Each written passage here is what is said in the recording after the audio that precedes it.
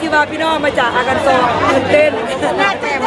ได้ยินแต่เสียงเขาขาดทุนเพราะว่าเป็นอินเตอร์เฮาเนาะอันนี้เป็นไผ่ดอกเนี่ยนะพี่น้องเนี่ยตัวอย่างเนาะก่อนเลยไปก่อนเนาะอันนี้มาสาวสวยนี่เป็นมูกันน้อยเด้อแล้วก็คนสาวสวยเซ็กซี่ไทยอยู่เท็กซัส สบายดี สบายดี เชียร์มหาแมวมหาแมวที่เทิมสวยทั้งมหาแมว เดี๋ยวอันนี้เอ้ยอุ่นเด้อเอ้ยอุ่นสาวงามกัน อีกสองปีให้เพิ่นไปไปอาทิตย์ละ โอเค ค่ะตั้ง2 ปีพี่น้อง ไปก่อนมาได้หวะไปก่อนมาได้หวะ อันนี้เป็นเดี๋ยวเด้อคนที่สาวงามเนี่ยงามบอง ามงามงามงาม